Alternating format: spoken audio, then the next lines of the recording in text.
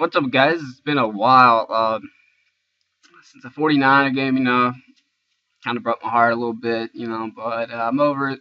Not gonna whine about it. I still feel like the better team won. You might disagree, but that Sunday or Saturday or whatever it was, they was the better team. I feel like. But anyway, so this is gonna be my last video on this channel. I'll link my new channel in the description. I can't make thumbnails on this one because I already have a strike or two on this account, so I'm just gonna go ahead and make a new account. And I hate to lose all the viewers. My Carolina Panthers 2013 Return of the Cardiac Cat series, it done really well. Each video's got over 1,000 views. Each one of them's got over 1,500 views, I believe, and one of them has almost 5,000. So I mean, I hate to lose those, but it is what it is. I want to make custom thumbnails. But anyway, to the Panther news. I've been waiting, to make a video on this, and it's about time. Jordan Groves retiring. I'm not gonna sit here and mourn all over it, but man, I started to make a memorial for him, but NFL Panthers '07 beat me to it. So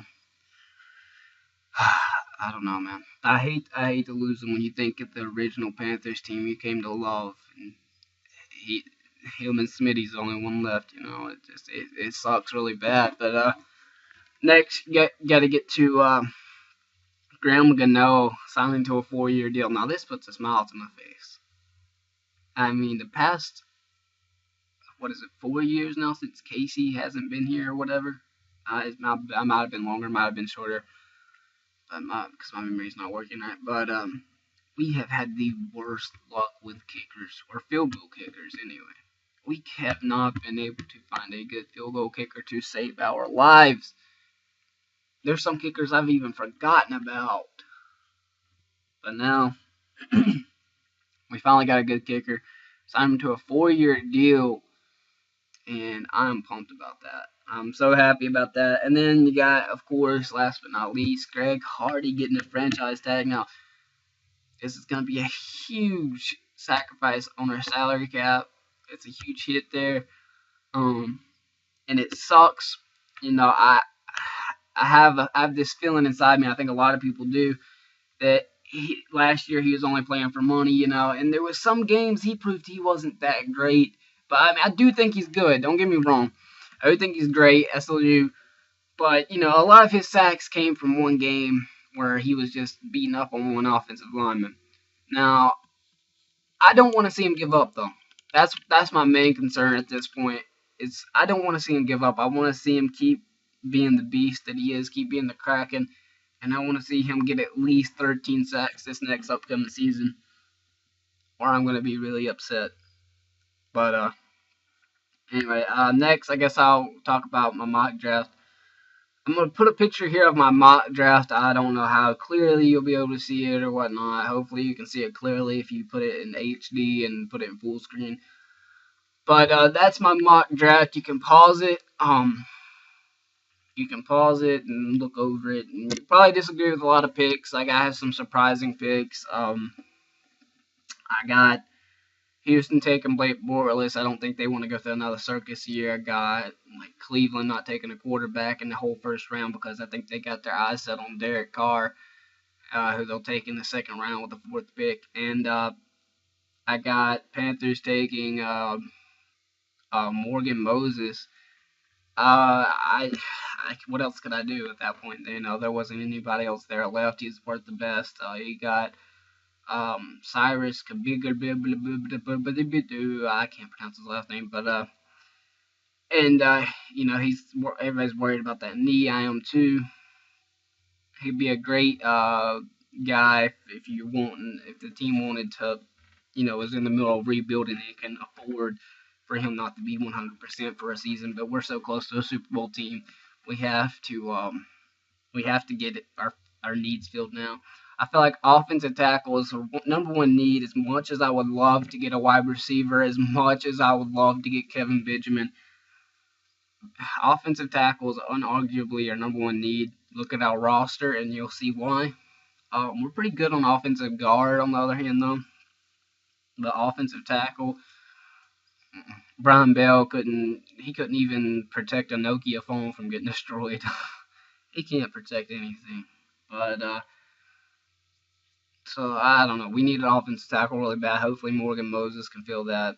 Um, I got Baltimore taking Kelvin Benjamin. I know that's a surprise, but I feel like there's a huge hole there since Anquan Bolden left. He's the perfect fit for him. And at the point where in that mock draft there was no cornerbacks or any DBs that was worth it. That was worth it to take. To take over. So that's my explanation for my mock draft. It's just my first one. I'll make more, but I don't know. Next, I guess I'll talk about who I hope we get in our first 3 picks. The first pick, you already know Morgan Moses. Our number 2 pick, we finally get a good wide receiver. I hope if he can fall to us, if this guy falls to us, I got a great feeling about him. Just watching him, he's awesome. He's by far the best wide receiver, I feel like, as far as value and raw talent, outside of Sammy Watkins, Mike Evans, and Kelvin Benjamin. I feel like he's the next best guy, and that is Devontae Adams. When you watch him, when I watch all these other ones, like Marquise Lee or Allen Robinson or anyone in between, that was between Mike Evans and Devontae Adams, I feel like anyone there, when I watch their film, I'm like, that would get locked down in the NFL. But then when you watch Devontae Adams, his first instinct is to get away from the defender, and catch the ball first. That he always catches the ball. So that's what's great about him. I love the way he tries to evade the receiver. If you get the ball in his hands, he has the ability to be a playmaker, and that's what we need. And he'll go up to the highest point and get a ball. I love that about him. And those 2 aspects right there are enough to make this team. I'm telling you, that is that's exactly what we need. We need somebody that's going to make more of an impact in games because Brandon LaFell isn't cutting it. I mean, maybe 30 to 40 yards a game with a critical 3rd down catch, but then again, a critical 3rd down drop, and he's not consistent. We need someone that's going to impact games more and more consistently. So I feel like that's who I want in the second round. If he can drop to us, I hope he does. It's kind of asking a lot, but then again, in my mock draft, I have 6 wide receivers going in the first round, and most analysts have 5 or 6. I've seen some that have 7 in the first round. That's how good these wide receivers are this year. So I feel like by the end of the first round, a lot of people satisfied with wide receivers, and there isn't going to be a huge need for them by then. So second round, I see him possibly dropping to us. So cross fingers, I hope so. And then third round, this is a stretch, and he probably won't make it, but I hope he does. And it's oh man, what's his name? It's a really weird name. It's Stanley Jean Baptiste. I don't know. Quarterback, Nebraska. Now, I don't necessarily love this guy, but at the 3rd round, we need a DB terribly. So, and there's talks that he could be the next Richard Sherman. So, yeah, whatever. If you want to say that, go ahead. But he's got a lot of raw talent that's not been not been processed, and that worries me because I feel like our DB coaches aren't worth a crap. I don't know if it's that or what, but our cornerbacks don't know how to turn their heads around. They don't. They either that or they don't know how to run with a receiver. I mean, you got to figure out a good mix of the 2, and this guy needs to be tall pretty well. And if you can teach him the right things to do, then he'll be pretty good in the NFL for us. But just cross fingers on it. That's all I know to say. So that's about it. Now, also, I wanted to do like a little Q&A or something like it. Leave some questions down in the comments or feedback on what you think of the mock draft. Post your mock drafts. Tell me who you hope the Panthers get realistically. Don't say Sammy Watkins because that's not going to happen. Don't say Mike Evans because that's 99% not going to happen. So, but yeah, just leave some feedback, leave some questions, anything, any kind of question. If you want to ask me some personal questions, don't get too personal, but if you want to ask me any questions, go ahead. I'll answer them in my next video. Got any feedback? Got anything you want to tell me? You want to tell me my videos suck? Let me know. Which I'm sure they do. I just get on here to voice my opinion, But yeah, I don't know. That's about it, guys. I've done tried to make a video and put on this week about 5 times now, and I haven't done it right every time. I've just been stupid the whole time, and I just made a video like right before this one where I explained every pick in my mock draft, and it took me 15 minutes on the nose, which would have been fine as long as it don't go over 15 minutes, but I was talking like this, sounded like someone bidding off something at an auction or something. But anyway, at least this time I got a good video out, and I got a video out to you guys. So I guess that's it. Like I said, make sure you subscribe to my new channel. I hate to lose everyone here. So if you want to support me, and watch my videos more, make sure you subscribe to that other channel. I guess that's about it, guys. So I'll see you guys in the next video. Keep pounding, guys. Oh yeah, I did forget to mention about the whole Steve Smith situation. The Voice cammed up and voiced his opinion on it. And people are gonna follow his voice. I didn't disagree with him, but I just feel like people are making a bigger deal out of it than what it really is. If anything, I didn't like the way Steve Smith handled it. Dave Gettleman, what he said was true. He didn't really say anything out of context. He didn't say anything that was out there. I don't know. It confused me because I was just like, why would Steve act like this?